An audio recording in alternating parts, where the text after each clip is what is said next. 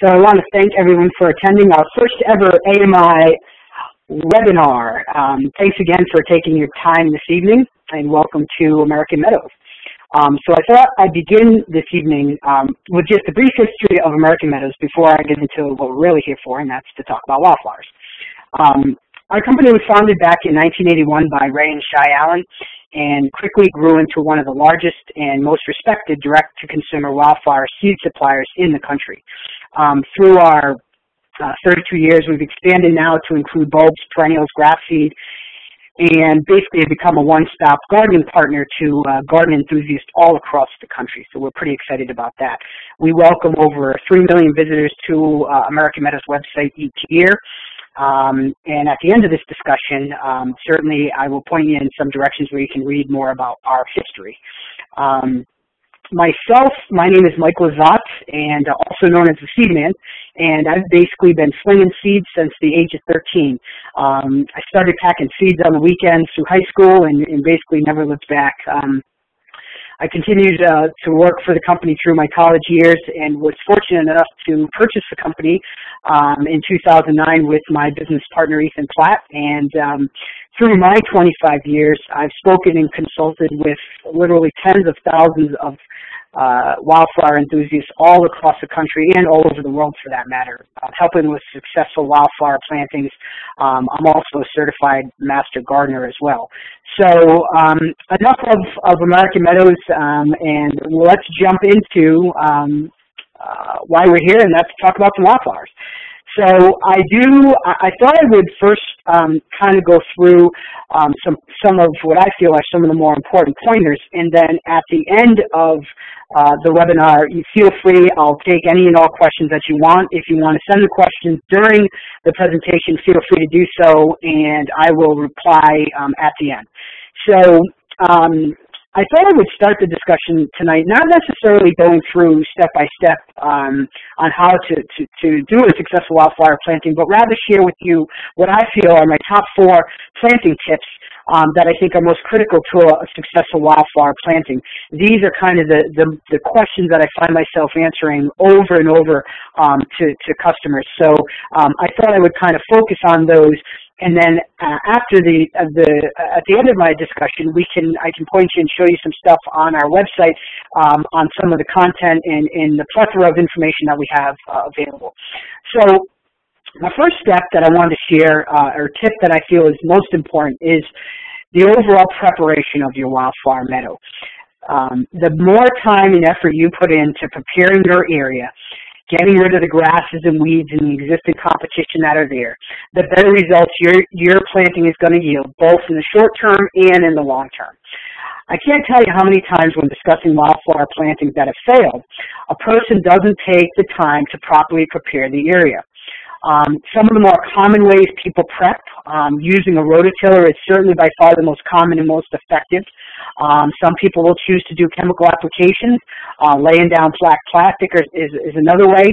But again, if you spend more time in this initial preparation phase, when you've decided on your area, get rid of the grass and the weeds, etc., I can guarantee that you will be rewarded for that extra hard work that you do down the road. So again, I can't stress enough the preparation part of your wildflower planting. Spend a little more time there, and you're going to reap the benefits long term. So secondly, I wanted to share, which is important, is what I call know what you sow. And this is really important when setting your expectations for your planting, is understanding the life cycles in the mixture or individual species that you might be planting, what exactly the life cycles are, so it will better help you set the expectation. What I mean by that, if I get a call and somebody is looking for quick color because they're hosting a wedding this year, they obviously are going to want to put in some annuals. I might get another phone call from a customer and says, Mike, I'm really in this for the long term. I'm not so concerned about quick color, but really want to see color 2, 3, 4 years down the road. I'm obviously going to recommend that whatever they plant, it better be heavy in perennials. When you're purchasing a wildflower mix, and whether it's from, or hopefully from us or whoever, it should include a list, and the list should include the life cycles of the plants that are included in the mixture. That is extremely important because, again, I can't tell you how many times I get a phone call where it's been 8 or 10 weeks and a person will call me up and say, Mike, you know, I haven't gotten any color. What did I do wrong? Well, when I look up what they purchased from us, they ended up buying the all-perennial mix where they wouldn't see any color in that first year. So it's always important to have an understanding of exactly what is in your mixture and also the life cycle of the plants that are in your mixer. So that is very important. My third tip that I want to share with you, which is I find very important and a question I get over and over, is do not cover your seed after you've sown them. Wildflower seeds are extremely tiny. In 1 pound of our wildflower mix, there's approximately 300,000 seed in a pound. So as you can imagine, the seeds are extremely tiny. So after you have broadcasted your seed, we never recommend the seed be covered. We usually recommend just a light coverage, a light compression of the seed into the soil, so you've got good seed to soil contact, but not necessarily covering them. I get a lot of people who will mention, well, I want the seed, after I broadcast, I want to rake the seed into the soil, or I want to cover the seed with mulch. You certainly do not want to do either of those. You really just want to lay that seed on the surface. Because of the small seed size, you want to make sure that that seed will be able to absorb the sunlight from the sky and moisture for germination. So again, do not cover your wildflowers after you've sown them. Just a light compression. That can be done with your feet. It can also be done with a roller.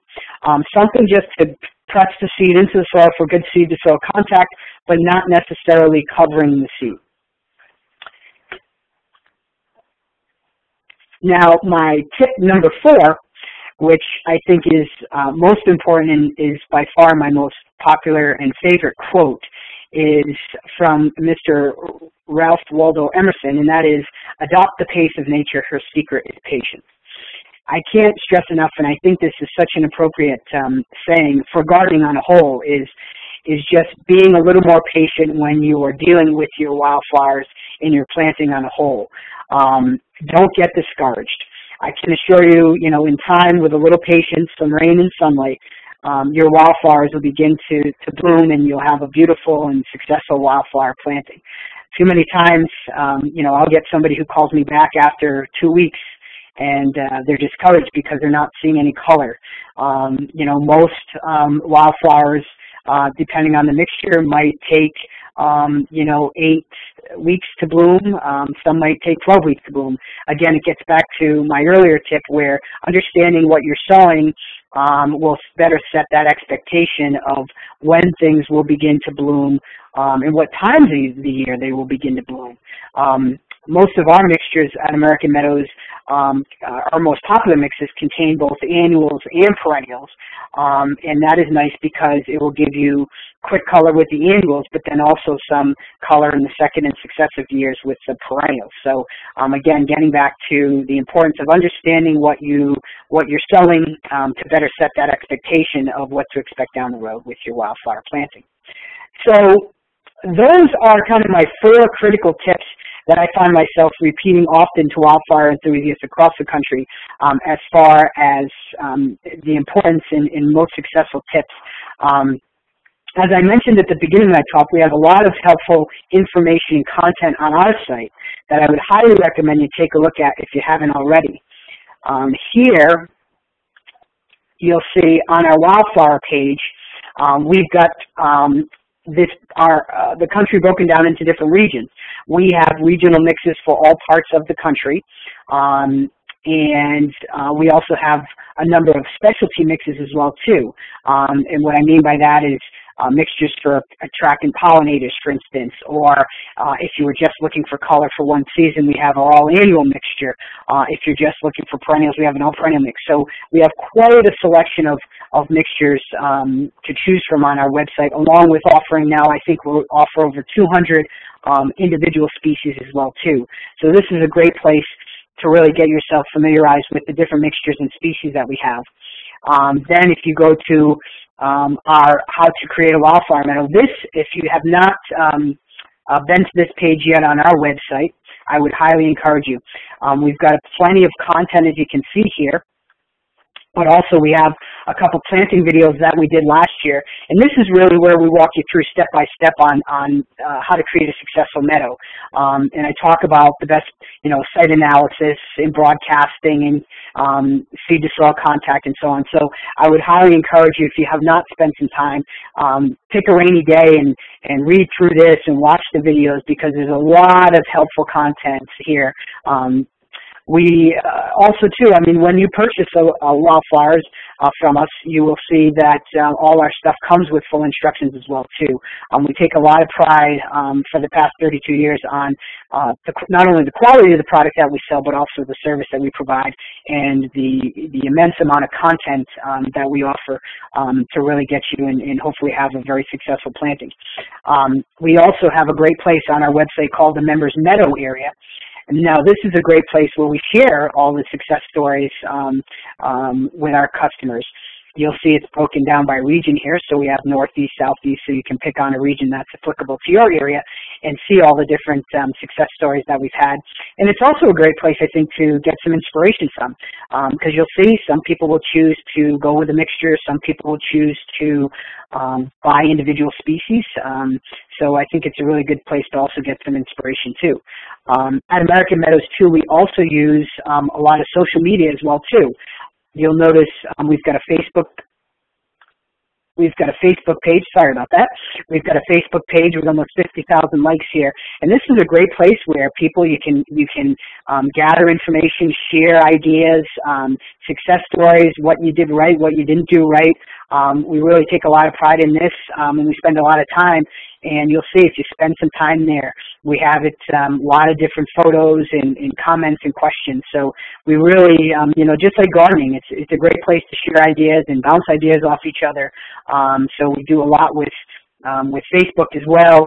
I also have a page on here as well too. So specific wildflower questions, certainly don't hesitate. You can always send me your pictures and ideas and questions as well too. So we also have Pinterest and we do a Twitter feed as well, too. So we feel we're available and here to help you. We want you to be successful, not only with your wildflowers, but any type of gardening project that you might have. So I also wanted to share, I was talking to this gentleman here this morning.